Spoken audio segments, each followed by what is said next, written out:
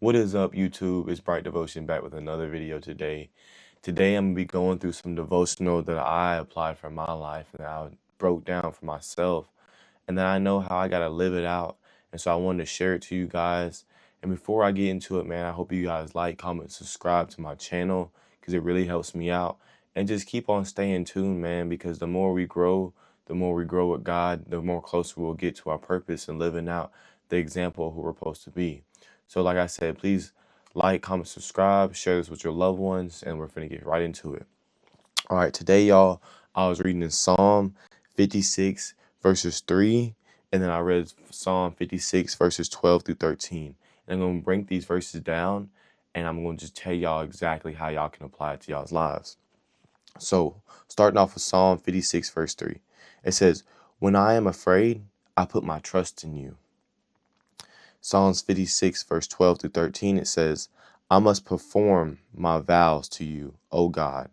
I will render thank offerings to you. For you have delivered my soul from death, yes, my feet from falling, that I may walk before God in the light of life." So this is David talking to God, basically. You know, he's going through a lot. I mean, a lot of the Psalms you read that how David goes from his highs to his lows, to his highs to his lows, but he really stays committed in the middle. He stays solid through all of this, right? So he basically is talking to God through all of this, all of his worries and his fears, and even his high moments. He's talking to God through it all, right? So here are my notes on Psalms. On verse 3, here are my notes. It says, David talks about his fear that he may get, right? He lets us know that when fear comes, he makes a decision to direct it into trusting God. When we have fear or worries, we need to respond by giving it all to God and praying to him. Change your mind from what if to God, I trust you. So basically, it's saying that when we have our lows in our life, when we have fear in our life, right, we need to change our mindset to knowing that God, all right, I have fear right now. Having fear is human. Having worries is human, right? Us being humans is normal. But God is telling us to not live in that and to not settle in that, right? To not just sit in there. He's telling us to literally direct those feelings to him. So they are signals to know that, okay, this is how I'm feeling, but now God, I got to come to you because this is how I'm feeling and I don't want to sit here in it. Because to be honest with you, me personally, I know my flesh, when I sit in fear for too long or I sit in worries for too long, what happens is I make the wrong decision, right? So if I sit in it too long and try to do it up on my own strength, I'll make the wrong decision. Instead of coming to God, it says when you feel these things, go directly to him. Don't wait, right? So now I'm going to break verse 12 to 13 down. David is saying that God has brought him through storms in his life that should have caused death, but because of God, he gets to be alive. So David gives gratitude and thanks to God. And because of that, he walks to live for God, to please him, right? So what David is doing right here is when he's knowing that he has fear, he's knowing that he has worries, and he's reflecting on the older times in his history of life, knowing that, dang, you know what? God brought me through that storm.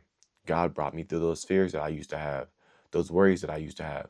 So now, in the midst of me having fear and worries right now, what do I got to do? I got to give it to God because he's already brought me through so many other things and so many other trials to get where I am right now, right?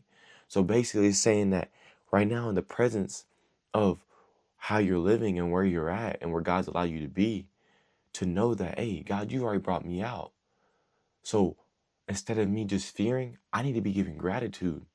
I need to know, oh, I got fear right now, but I might as well just give it to God. I might as well just look to him and give it to him because he's already brought me out through storms, things that I should have killed me, things that should have brought death upon me. But because of God's mercy and his love for my soul to know that I am God's, he brought me with a price, man. He bought all of us with a price. Jesus dying on that cross. So to know that, I shouldn't sit here in fear. Instead, I should look toward God and really stand on what I know as God being my father and going to take care of me and provide, right? So how do we apply this? Like, how do we apply these things in our lives? Well, we need to remember the times that God has brought you out of the storm, and let your thankfulness push you to live right. We need to reflect on the times that God has literally rescued us from trials and tribulations, and let that come upon us with gratitude and be like, man, I'm thankful of that. I'm thankful for those times that God has brought me out of them storms. And let that cause me to live right. Let that cause me to make the right decision in fear, in worries. Let that cause me to get on my knees and pray and build my relationship up with God. Let it cause me to look toward the Creator, my Creator, your Father, right? The one who will take care of you, the one who will grab you up out of the midst of your struggles and your storms and your trials, right? And so basically, David is just saying that, like, he's going through these Psalms and he knows he has enemies. He knows he has sin upon him. He knows he's not living the most perfect life, but he knows where God has brought him from and where God will continue to bring him out of, right? So he gives his trust to God.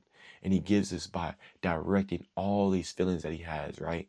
These feelings that he goes up and down with through all the Psalms. If you read it, David just keeps going up and down with emotions. It's like Psalms is like an emotional roller coaster, but it all directs straight back to God because David is giving his emotions to God. And so it allows him to have a solid foundation.